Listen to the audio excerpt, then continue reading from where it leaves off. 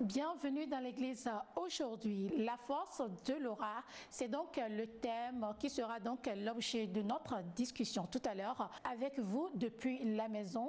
Mon invité du jour et moi ici sur le plateau de la première. Le temps de bien vous installer, je vous retrouve derrière cette petite pause.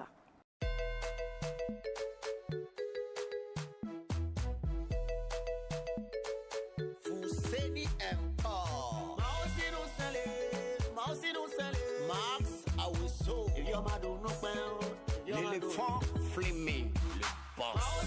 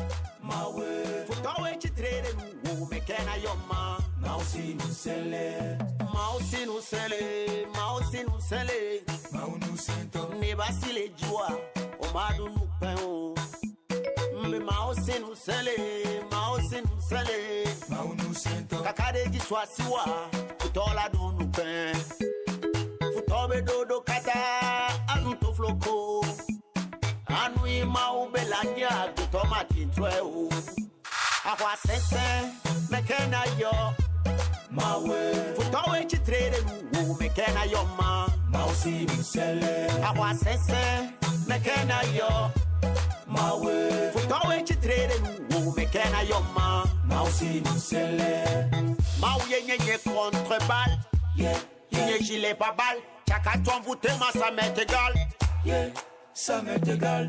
Maouye contre-balle, gilet pas balle, les gars de tout coupe, ça m'est égal. Allah dit papa cadet, on est devant nous, toujours devant haut.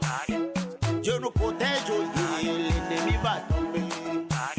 Pour parler de la force de l'aura dans ce numéro de l'église, aujourd'hui j'ai avec moi monsieur Jean-Baptiste Comer Bessévi, c'est ça? Oui. D'accord. Il est directeur général du cabinet RMC qui est Research, Marketing, Consulting and Communication. Il est également membre du conseil pastoral de l'église Saint-Kizito de Tokoin-Doumassessé. Monsieur Jean-Baptiste, bienvenue. Merci. Comment vous portez? Non, je vais bien. D'accord. Alors, la force de l'aura. L'aura, déjà, c'est quoi? L'aura d'une personne. Merci beaucoup, Amtia, pour l'invitation afin de parler avec vous sur ce thème qui constitue votre émission de ce jour. L'histoire de l'aura remonte depuis l'Antiquité où on parle de la brune de lumière. On parle de la brune de lumière. Et d'aucuns diront que les couleurs de cette lumière signifient beaucoup de choses. Mais moi, je dirais que le concept de l'aura est ésotérique. Ah, d'accord. Oui, c'est ésotérique. Bon, c'est ça aussi, on peut dire c'est spirituel, c'est oui, ça? Oui, c'est spirituel, bien sûr. Puisque l'émission est religieuse. Oui, quand on parle de spirituel, c'est ça englobe beaucoup de choses. D'accord. Bien sûr. Et selon les spécialistes de ce concept, cela désigne un contour coloré, hein, ou bien un cercle de lumière qui serait la manifestation d'une force vitale qui entoure une personne. Ou bien d'un champ d'énergie qui entoure la personne. Mais quand on parle de l'aura, ce n'est pas seulement destiné à l'être humain. D'accord. C'est tout être vivant. Vivant sur dans Terre. Sur Terre. Ça comme peut être un animal, une plante, oui. D'accord. Oui. Pour dire terre à terre. Oui, terre à terre, j'ai voulu ramener ça en littérature, où on dit que l'aura désigne l'atmosphère qui semble entourer une personne qui a une forte personnalité, et que cette personnalité influence l'autre. Ah. Voilà. C'est pas ça qu'on appelle aussi le charisme? Oui, bien sûr. Le charisme est un peu différent de l'aura. Oui. c'est un peu différent de l'aura. Parce que le charisme, c'est tout à fait naturel. Alors que l'aura... L'aura, c'est encore beaucoup plus poussé que ça. C'est subtil. C'est subtil. Oui. Parce que quand on parle de l'aura... On parle en termes d'énergie. D'énergie. Comme je l'ai dit, c'est un champ d'énergie qui entoure la personne. Et ce n'est pas donné à tout le monde de voir l'aura de l'autre. Il faut des exercices. En fait, ça se ressent, non? Oui, ça se ressent. Ça se ressent. Mais il faut avoir de l'instinct. Une lecture instinctive très poussée pour ressentir cela. Ok. Oui. Mais des gens qui ont une spiritualité beaucoup plus évoluée, quand ils voient une personne comme ça, ils savent déjà qui est cette personne. Ah, c'est la question que j'allais poser. Si à travers l'aura d'une personne, parce que vous avez défini, c'est un champ énergétique qui entoure une personne. Donc, à travers l'aura d'une personne, peut-on savoir qui on a en face? Bien sûr, à travers l'aura d'une personne, on peut savoir qui nous avons en face, étant donné que l'aura, c'est comme l'expression de l'émotion de cette personne avec sa santé mentale qui se manifeste. Donc si la personne qui est en face de toi, de par la manière dont il agit, il fait des choses, ça peut te donner déjà une idée de qui il est. Et ça va vers le caractère de la personne. D'accord. Voilà. Alors, de combien de types d'aura parle-t-on? Si nous prenons l'aura, nous dirons qu'il y a deux types d'aura. Il y a deux types. Il y a l'aura positive et puis l'aura négative. Je ne veux pas d'abord de l'aura négative. Je prends l'exemple d'une situation que peut-être certains ont déjà vécu. Tu es à la maison et tu es vraiment en joie. Tu es animé d'une joie terrible et puis un ami t'appelle, il te demande que, bon, viens, vous allez faire une soirée ensemble. Tu te lèves, tu arrives chez ton ami et au cours de la soirée, arrivé un moment, tu te sens un peu agacé. Bizarre. Tu ne sais pas ce que c'est, mais tu es bizarre quoi. On ne peut pas l'expliquer. Tu ne peux pas l'expliquer. Maintenant, de retour à la maison, ton humeur a changé. Tu ne sais pas ce qui t'arrive. Si nous prenons ce cas-là, quand tu t'es retrouvé avec ton ami, c'est qu'il a l'aura négative. Oui, et j'allais venir à ce point. Est-ce que l'aura d'une personne peut-elle impacter l'aura d'une autre personne, si nous prenons le cas négatif, comme vous le dites, ou le côté positif, puisque c'est sans négliger que, comme l'exemple que vous avez donné tout à l'heure, qu'il suffit qu'une certaine personne entre dans votre vie, dans votre entourage, dans votre intimité, que tout bascule subitement. Et ça peut être du côté positif comme négatif. Il y en a d'autres qui vous approchent, il y a des affaires que vous cherchez à régler, mais peut-être c'est avec difficulté, il y a quelques jours, quelques semaines, mais avec l'arrivée de cette personne dans votre vie, les choses changent positivement, les choses vont plus facilement, vous ne comprenez pas, et tout comme négativement, il suffit qu'une certaine personne entre dans votre vie, que des malheurs, des mauvaises nouvelles, des blocages, le mal-être, le malaise, ça vous agace, cette sensation que vous n'arrivez pas à expliquer comme vous disiez tout à l'heure. Oui, ramenons l'aura dans notre vie quotidienne de tous les jours. Vous savez, vous pouvez être dans un groupe. Vous êtes ensemble, vous discutez d'un sujet, tout le monde est en joie et autres là, et puis un de vos amis apparaît. Quand il est venu en même temps, ça change l'atmosphère dans le groupe. Vous voyez? Les gens ne sont plus comme ils étaient. Et les gens ne c'est un peu lourd. C'est très lourd et puis ils n'arrivent plus à s'exprimer, ils n'arrivent plus à exprimer leur joie. Ça, là même, je dis que c'est compliqué. Parfois même, il y a de ces gens-là que vous rencontrez ou bien avec qui vous discutez. Même après le départ de la personne, vous avez l'impression que la présence de la personne est toujours là. Voilà. La personne a laissé son aura. Son impact. Il a laissé ça. Et cette aura-là, nous le retrouvons dans notre vie de tous les jours, mais sans le savoir. Parce que c'est subtil. C'est subtil. Parce que ce n'est pas visible. C'est pas visible. Et comme je l'ai dit, comme ce n'est pas donné à tout le monde de le sentir, de la voir, donc il va falloir qu'on fasse attention quand on est quelque part et puis quelqu'un vient, on ne se sent pas à l'aise, qu'on sache que cette personne... C'est pas anodin, quoi. C'est pas anodin. Ouais. Cette personne a apporté un champ négatif vers vous. Elle a un lourd bagage. Un lourd bagage qu'il faut chercher à gérer. Et le plus souvent, avec cette énergie négative que la personne a apportée, il va falloir que vous vous déployiez de l'énergie positive pour pouvoir contrecarrer cela. Et c'est très lourd. Oui, ça vous épuise. Et ça devient une lutte, hein, une lutte intérieure. Oui, et ça vous épuise. Il y a ces genres de personnes, eux, ils sont là juste pour essayer de parasiter. Oui, l'aura des gens. Ou bien de consommer l'énergie des autres. Au moment où vous êtes là, quelqu'un vient, il prend votre énergie, il consomme ça. Oui, est-ce que c'est sciemment? Parce que dernièrement, j'ai fait une rencontre, mais c'est une rencontre féminine. Hein? Oui. Mais je trouve la personne très amusante, mais je la trouve un peu très lourde, que j'en ai même parlé à une autre grande amie. C'est pas sciemment fait au départ, mais par après, il y a certaines personnes qui savent qu'ils ont un caractère, ils ont une aura, cette énergie-là qui influence l'autrui. Ils savent. Mais ils ne comprennent pas la manière dont ils doivent procéder pour ne pas influencer négativement celui qu'ils auront en Donc, face. ce n'est pas sciemment. Ce n'est pas sciemment. D'accord. Donc, ça revient donc à la personne qui ressent que cette aura un peu trop lourde de la bloquer. Voilà, de la bloquer. Et c'est ça même qui va nous amener à savoir filtrer nos fréquentations. C'est très important. Ça, c'est très important ce que vous dites là. Hein. Avant de revenir à ça, il ne faut pas qu'on oublie. Je posais la question de savoir donc, si l'aura d'une personne peut-elle affecter l'aura d'une autre. À savoir, si la personne apporte une aura négative avec elle, est-ce qu'elle peut affecter quelqu'un qui a déjà une aura positive et vice-versa? Bien sûr. La personne qui a une aura peut affecter l'autre d'une façon positive, quelle qu'elle soit, positive comme négative. Puis on interagit. Oui. Ce que nous devons savoir est que, qu'on veuille ou pas, tout être humain a une aura.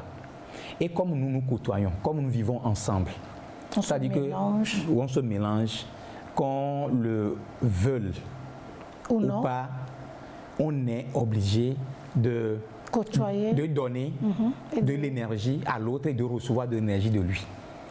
C'est ça qui amène à dire que quand quelqu'un a de l'énergie négative qui se met à côté de vous, ça peut vous impacter négativement. De par la manière dont même lui-même, il ne sait même pas avant de faire. Mais je suis convaincue qu'il y en a, ils savent aussi et ils le font sciemment. Oui. Il y a de ces gens-là qui vous épuisent juste pour vous tirer votre énergie. Bien sûr, il y a des gens qui sont comme ça, ils sont méchants à l'origine. Ils veulent polluer votre énergie aussi. Voilà, il y a des gens qui le savent. Ils le savent et ils le font sciemment. Ils le savent. Au départ, ils ne le savent pas, mais par après, ils savent que s'ils sont à côté de l'autrui, qu'ils indisposent.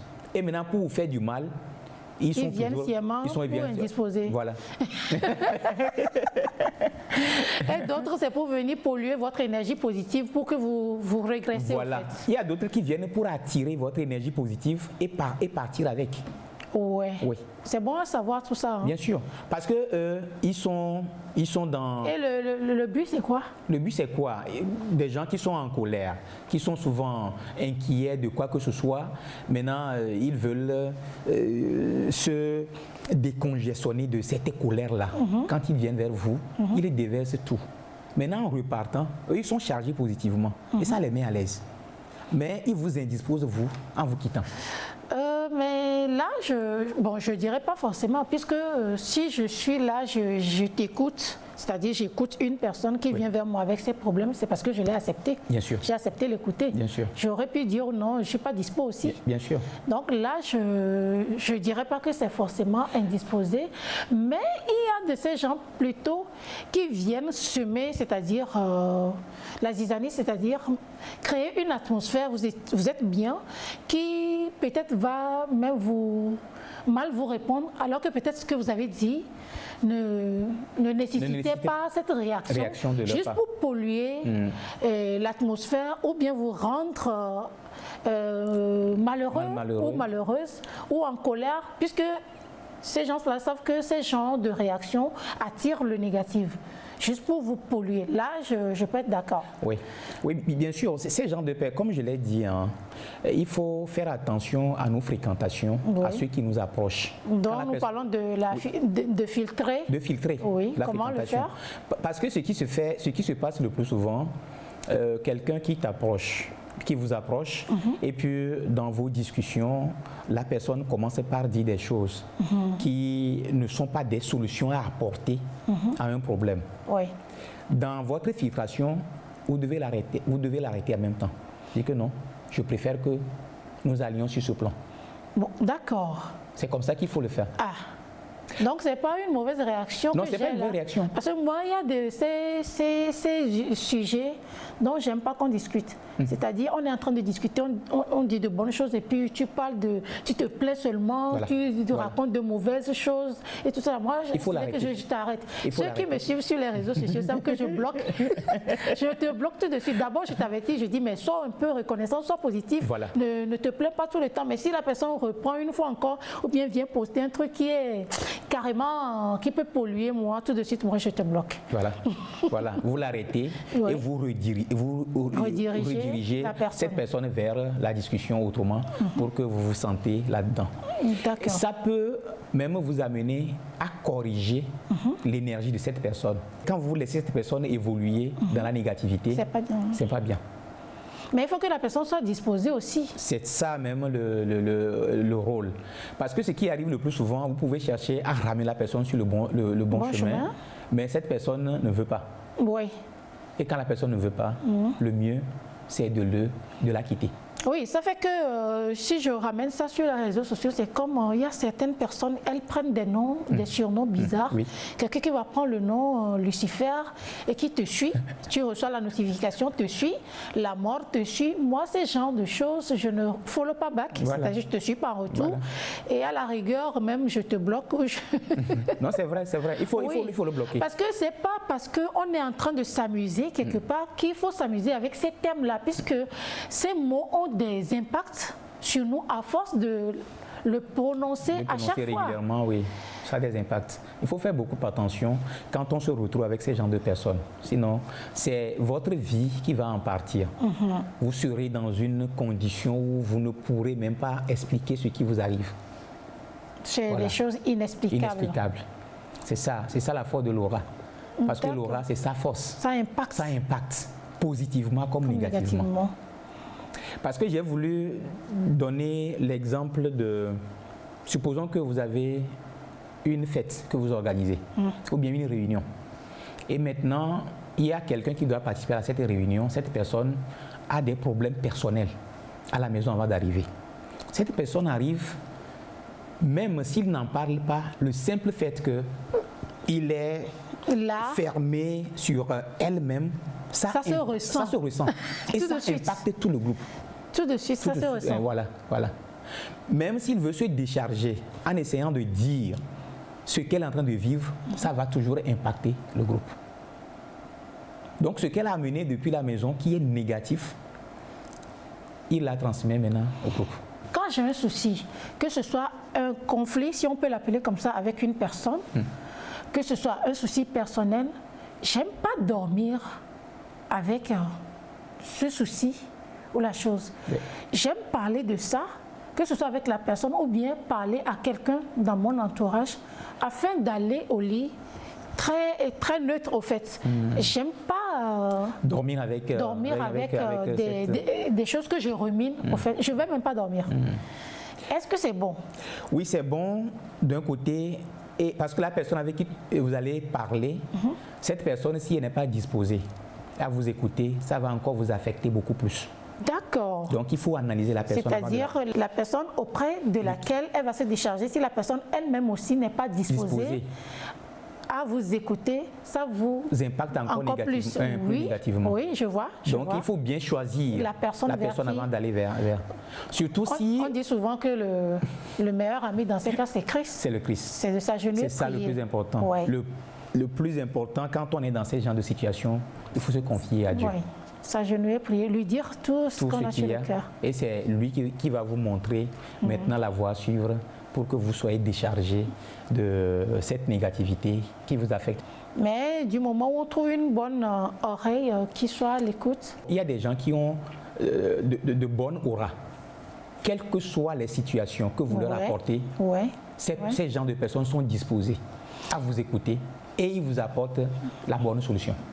Vous savez aussi qu'il y a de ces personnes que vous interagissiez tout le temps ou pas, qui sont dans vos entourages, que ce soit proche ou un peu éloigné. Dès que vous les voyez tout de suite, vous ressentez la joie en leur présence. Le seul fait de voir cette personne, waouh, c'est-à-dire on se sent dynamique, on est heureux ou heureuse de voir la personne en fait. Ces gens de personnes ont la bonne aura. Ce sont des personnes lumineuses que moi j'aime les appeler. Ils ont de la lumière à partager. Et ces gens de personnes ont tellement de l'enthousiasme que... Oui. Elles ne peuvent que vous contaminer. Ils vont vous contaminer. Vous ne pouvez pas les approcher et ressortir encore très inquiet. Triste, non. Vous allez toujours gagner de la joie. Et vous repartez très joyeux, très joyeuse. C'est ça. Ce sont des gens qui ont de la bonne aura, ça. Wow. Ces personnes, effectivement, quand ils apparaissent n'importe où, même s'ils sont étrangers, les gens les désirent toujours. Tout de suite, hein? Oui, tout de suite. Les gens ont envie de parler avec eux. Les gens ont envie de leur expliquer leurs soucis, leurs problèmes, de s'approcher. Nous, êtres humains... Il faudrait avoir ce genre de personnes, au moins dans nos maisons. Même ne serait-ce qu'une seule personne comme ça. Parce que quand tu te réveilles et que tu as des soucis, ne serait-ce que tu vois cette personne, déjà, tous tes soucis... Bien sûr. Et ces genres de personnes ne se cachent pas, hein. On les remarque toujours. Même la personne est fatiguée, il ne veut pas, mais il ne peut pas s'empêcher de recevoir et de discuter. Ces gens de personnes sont toujours à nos côtés, hein, mais des fois, nous n'arrivons pas à les détecter. Ah bon? Oui, on n'arrive pas souvent à les détecter. Vous êtes sûr? Dans nos parcours, il y a toujours ces gens de personnes qui sont sur nos chemins. Puisque moi, je me dis, ce sont des personnes souvent enjouées. Ces gens de personnes ne sont pas des gens fermés, si vous avez fait la remarque. Ce sont des personnes souvent enjouées. Alors, une personne enjouée ne peut pas passer inaperçue. Donc, si de surcroît, si cette personne est dans mon entourage, je dois pouvoir savoir. Oui, dans votre entourage, si la personne n'est pas dans votre dans famille, ma maison, ça peut être dans votre quartier, dans votre zone d'habitation. Mais étant donné que peut-être vous rencontrez, vous dépassez, sans le savoir. Ah d'accord, là je comprends. Oui, cette personne est à côté de vous, mais vous ne saurez pas que... C'est-à-dire si on parle du quartier. Oui, du quartier. Et je ne vais même pas conseiller à quelqu'un d'aller raconter son histoire aux gens de son quartier.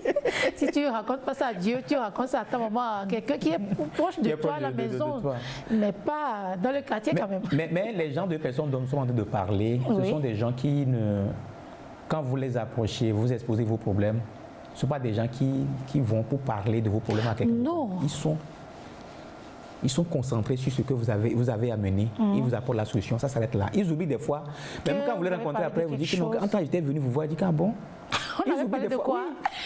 On a parlé de quoi? Vous allez raconter tout ça, ils disent ah bon, j'ai oublié. Wow. Voilà. Alors maintenant, comment filtrer réellement les énergies négatives, les auras négatives dans notre entourage, dans nos fréquentations, comme vous le dites? Voilà. Comment filtrer les bonnes personnes aux côtés des mauvaises personnes?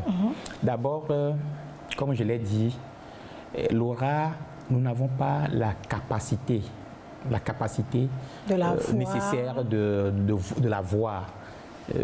Comme ça. Mais nous pouvons également développer notre instinct. D'accord. Quand vous regardez une personne, la personne est en face de vous, vous la regardez, vous pouvez en même temps lire à travers cette personne celui qu'il est. Qu'est-ce qu'il peut faire? Quel est son caractère? Vous pouvez le savoir, si vous le voulez, si vous développez votre instinct. Et le plus souvent, il faut également se mettre en prière. Parce que, comme nous le disons, c'est l'Esprit Saint qui révèle. Qui donne ses dons. Qui donne ses dons. Ce sont des dons. Ce sont des dons qu'il faut avoir. Et c'est seul l'Esprit Saint qui peut révéler en vous ce don-là. Et qui peut vous révéler une personne aussi. Bien sûr. Donc, quand vous confiez à l'Esprit Saint, vous pouvez comprendre des gens qui sont en face de vous et savoir comment vous comporter en face de cette personne. Maintenant, quand vous connaissez la personne, que cette personne soit mauvaise ou bonne, vous pouvez vivre avec cette personne et ne pas dépenser ou bien être affecté par son énergie, négative. Son aura négative. Et la manière dont vous allez vous comporter pour que cela n'agisse pas sur vous, c'est en l'acceptant, il faut éviter qu'il vous amène sur le côté négatif dans vos discussions. C'est-à-dire que cette personne vous amène à régresser énergétiquement ou bien... Voilà. Oui, bien sûr, parce qu'il peut vous conduire dans vos débats, dans vos discussions. Il peut amener des thèmes qui sont des thèmes négatifs. Il y a des gens même, c'est même pas que c'est un débat, hein. C'est-à-dire dans leur comportement de tous les jours même, c'est-à-dire ils font tout pour vous rendre, je sais pas, pour vous enlever la joie, Vous polluer. Oui, pour vous polluer justement. Oui, il y a ce genre de personnes. Mais quand ces gens de personnes viennent, la manière dont on doit les neutraliser, c'est ça, vous les acceptez. Et maintenant, dans vos discussions, bien dans ses comportements, les comportements qu'il va commencer par afficher, vous allez lui demander, non, qu'au lieu de faire ceci, mais procède comme ça. Vous savez? Mais en essayant de lui dire tout cela, s'il ne vous écoute pas, ce que vous devez faire, c'est de la quitter. Ce que vous avez dit tout à l'heure, qu'il faut beaucoup prier, être en connexion avec l'Esprit Saint, c'est lui qui aide à développer ce côté, cet instinct qui développe, qui aide à révéler une personne et tout ça. Je crois que ça, c'est encore plus à exercer, à cultiver. Parce qu'il y a de ces gens-là, la personne ne va pas parler, mais la personne arrive avec une énergie malsaine. Rien que la personne vous dépasse, si vous êtes une personne active spirituellement, vous êtes souvent connecté, vous êtes souvent en prière. Et comme vous l'avez dit tout à l'heure, vous avez ce don ou bien cet instinct développé. Une personne qui vous dépasse parfois, vous allez ressentir son aura. Bien sûr. Oui, surtout quand c'est négatif. Vous allez ressentir ça tout de suite. Si vous étiez dans une aura positive, vous allez ressentir ça tout de suite. Ça vous pollue tout de suite. Vous sentez qu'il y a quelque chose qui ne va plus d'un seul coup. Bien sûr. Donc, il y a de ces gens-là parce que le cap que vous donnez, et c'est quand la personne s'exprime et qu'on sent de la négativité chez la personne. Là, on peut essayer de ramener la personne sur la... Pour nous voir, pour dire, oh, genre, si essaie de positiver et tout ça là. Là, on peut aider la personne à changer, à son insu même. Mais lorsque il s'agit de ces personnes-là qui ne parlent pas, la personne peut venir sans rien vous dire, mais la personne est venue toute lourde d'énergie. Bien sûr. Quand ces genre de personnes, si la personne est de passage, il vous dépasse, vous ressentez son aura négative, en fait, cela ne va pas vous affecter si cette personne ne s'adresse pas à vous. Que ce soit par le comportement ou bien par le dire, par la parole. Oui, du moment où vous n'avez pas interagi, et ça ne va pas, vous n'avez pas échangé, comme ça si ne va vous pas avez vous conversé. affecter. Non, vous allez ressentir que qui est cette personne. Mais cette personne de passage, ça ne va rien vous dire. D'accord. C'est au moment où la personne se met en face de vous et puis il pose un comportement ou bien il dit quelque chose et vous commencez par être en interaction, c'est là où vous êtes déchargé ou bien vous êtes chargé de par son aura. Parce qu'il y a interaction entre vous. Donc c'est là où il faut savoir comment se prendre pour ne pas être trop affecté par l'aura négative de cette personne. Donc c'est de ça vous parlez, filtrer nos fréquentations. Filtrer nos fréquentations. Moi j'ai toujours dit aussi que c'est pas tout le monde qu'il faut laisser entrer chez soi, à la maison. C'est comme si on peut recevoir des gens à la maison. Il y a certaines personnes on reçoit sur la terrasse. Bien sûr. Il y a certaines personnes on reçoit sur le pas de la porte, on discute et puis on ferme la porte. Voilà. Il y a aussi des personnes qu'on amène jusqu'au salon. Donc si tu n'es pas en maîtrise de ton énergie, toi-même, ton aura, et que tu laisses entrer les gens n'importe comment chez toi, dans ta chambre, ils vont toujours t'affecter. C'est comme ça. Ils vont toujours t'affecter. Donc, il faut maîtriser le concept et savoir à qui nous avons affaire. Et maintenant, vous pouvez mettre cette personne. D'accord. Et si vous essayez de ramener la personne sur le bon chemin, le droit chemin, et la personne ne veut pas, le mieux, c'est de la quitter. C'est-à-dire apprendre la personne à être positif. Positif. Oui. D'accord.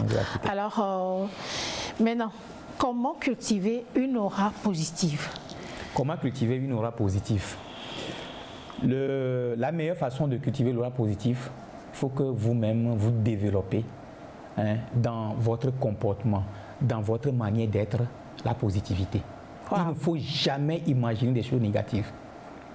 Vous savez, avec Dieu, quand vous êtes là et du matin au soir, vous vous plaignez, qu'attendez-vous de lui? Ce que Dieu vous fait en vous donnant la vie, en vous donnant même le fait de respirer, il faut toujours être en joie de lui rendre grâce. Notre foi, ce qu'elle nous recommande, c'est qu'il n'y a jamais de situation malheureuse ou bien heureuse. Sur le champ, nous pensons que c'est malheureux. Oui, c'est malheureux. Alors que plus tard, on comprend que c'était pour notre bien qu'il agit comme ça. Depuis que moi j'ai compris ça, quelle que soit la situation, je me dis c'est pour mon bien. C'est pour ton bien. Parce que avec Dieu, le plus souvent on dit au Seigneur que ta volonté soit faite. Alors, si vous pensez que c'est moi, ma volonté c'est de faire ceci, d'avoir ceci, et je ne l'ai pas, donc je vais être malheureux, vraiment c'est faire du tort à Dieu.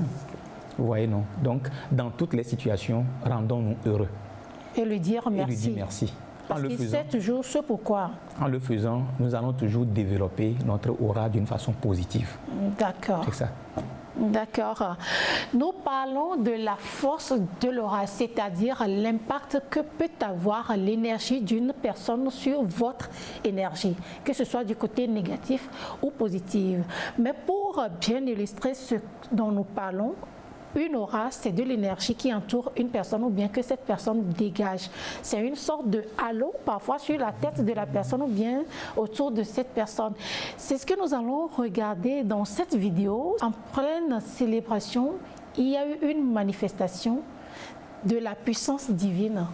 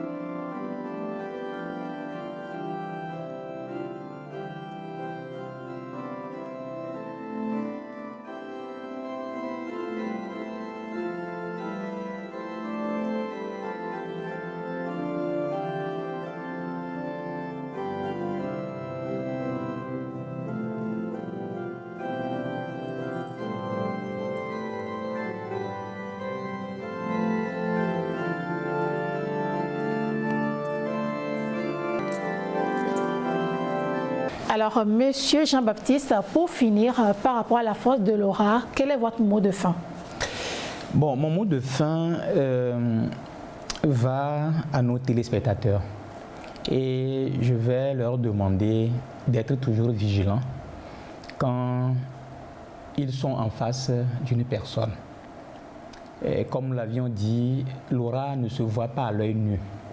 Mais on peut développer nos sens et surtout se confier à l'Esprit de Dieu, au Saint-Esprit, pour qu'il révèle en nous ce don, pour pouvoir reconnaître en la personne que nous avons en face qui il est et comment nous devons être à ses côtés. Merci beaucoup d'avoir répondu oui à notre invitation. Merci énormément. Eh bien, la force de l'aura, c'était donc le thème de ce numéro de l'Église aujourd'hui. À retenir, faisons en sorte d'avoir une aura positive.